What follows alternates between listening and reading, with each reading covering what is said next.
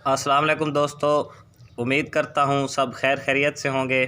आज फिर एक नई वीडियो के साथ आपकी खिदमत में हाज़िर हुए हैं। आज की वीडियो का जो टॉपिक है वो है कबूतरों के दाने के बारे में, क्योंकि काफ़ी सारे दोस्तों ने कबूतर रखे होते हैं, उनको दाने का पता नहीं होता कौन सा दाना डालना है, क्या डालना है।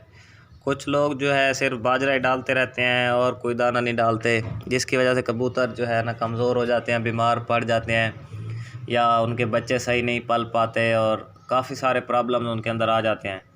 क्योंकि जिस तरह हर चीज़ को मुख्तलिफ़ ग़िज़ा की ज़रूरत होती है, मुख्तलिफ़ जो है ना हर चीज़ से न्यूट्रिएंट्स वगैरह जब मुख्तलिफ़ ग़िज़ाइयत की ज़रूरत होती है, तो इस तरह कबूतरों को भी आप मुख्तलिफ़ दाना डालेंगे तो ही वो अच्छे बच्चे भी पालेंगे और ब्रीड भी अच्छी करेंगे और बीमारियों से भी महफूज रहेंगे।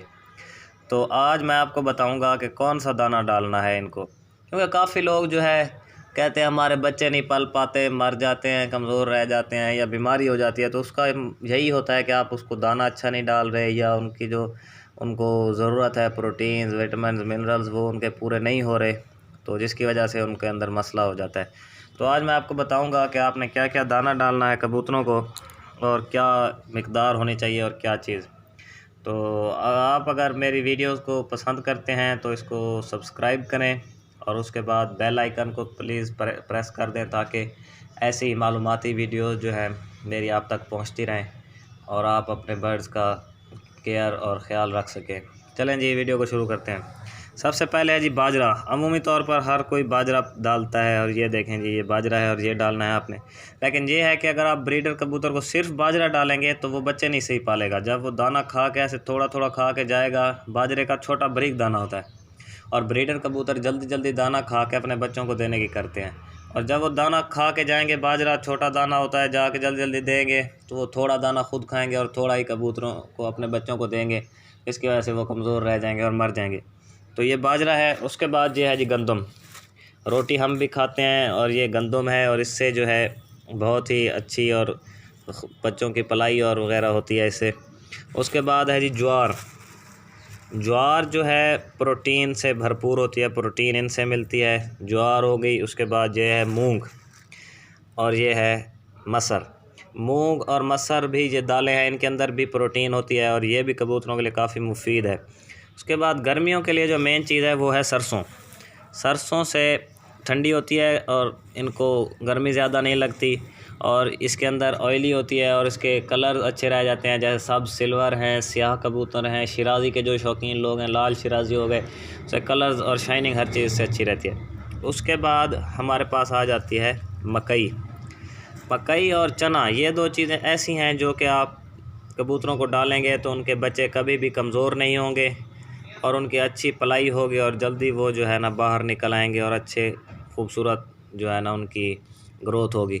उसके बाद है खुरतुम। खुरतुम बहुत कम लोगों को पता होती है। खुरतुम भी एक बहुत ही अच्छी चीज़ है कबूतरों के लिए। ये हम तोतों को भी डालते हैं, हर परिंदे को ये खुरतुम डाली जाती है। इससे ये होता है कि उनके पर सही रहते हैं। कुछ कबूतर होते हैं जो कि पर अपने रोक जाते हैं, कंधे से जो उनके बड़े पर होती हैं कलियां, वो रुक जाती हैं और उसके अंदर सही जो है ना उनको ग़िज़ा नहीं पहुंच पाती और रुक जाती हैं, जिसकी वजह से उड़ने में उनको दुश्वारी होती है।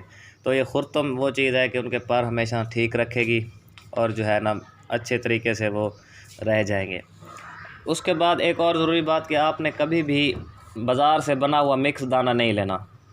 तो आपने ख़ुद दाना बनाना है। जो मिकदार मैं बता रहा हूँ, अब मैं मिकदार बता रहा हूँ आपको। ये देखें, 6 किलो ले लें बाजरा। उसके बाद ले लें आप गंदम 2 किलो।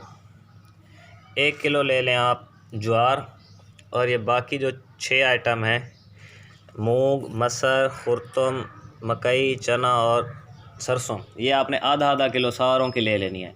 बाज़ार से जो बना हुआ दाना होता है वो उसके अंदर ख़राब दाना डाल देते हैं और जिसकी वजह से वो गंदा दाना, पुराना दाना जिसके अंदर वायरस, बैक्टीरिया वगैरह असर करते हैं और वो कबूतरों की हेल्थ के लिए अच्छा नहीं होता और गंदा ही दाना डालते हैं हम जो है ना कह लें। आप अगर बाज़ार से लेंगे वो आपको सस्ता पड़ेगा। यहाँ पर मेरे डी खान में तकरीबन 60 रुपये किलो मिलता है मिक्स दाना जो बना हुआ है, लेकिन मैं ख़ुद बनाता हूँ जो मुझे 75 से 80 रुपये किलो पड़ जाता है।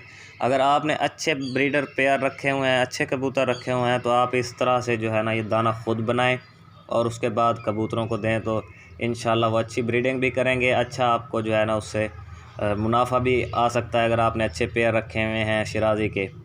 तो उसके बाद अगर आप जिस तरह दाना बनाना चाहें, मिकदार मैंने आपको बता दी है, इसी तरीके से आपने ये बना लेना है दाना। और अगर इस ज़्यादा कम करना चाहें तो इसी हिसाब से दाना बढ़ा भी सकते हैं, कम भी कर सकते हैं। और दाना आपने धो लेना है। जिस तरह ये देख रहे हैं ख़राब दाना है इसमें, ये देखें ज्वार है, काली हो रही है, ख़राब है। ये देखें मैंने बाल्टी रखी हुई है, इसके अंदर अभी इनको डाल के सारे दाने को धो के इसको फिर आपने धूप में खुश्क कर लेना है। और उसके बाद आपने अपने कबूतरों को ये दे देना है। तो ये है आज की वीडियो। हाँ, और एक जो बात ज़रूरी है वो ये है कि दाना आपने ज़्यादा नहीं बनाना, आप बनाएं सिर्फ महीना 1.5 महीने के लिए, क्योंकि ज़्यादा देर तक जो पड़ा रहता है उसके अंदर भी नमी आ जाती है और उसके अंदर भी वो ज़्यादा ख़राब हो जाता है। तो आप थोड़ा दाना बनाएं, अपने बर्ड्स को दें, और इस तरीके से जो है ना आपका ये चल सकता है निज़ाम। और वीडियो को लाइक करें, चैनल को सब्सक्राइब करें और बेल आइकन को ज़रूर दबा दें ताकि आपको मेरी हर आने वाली वीडियो मिलती रहे।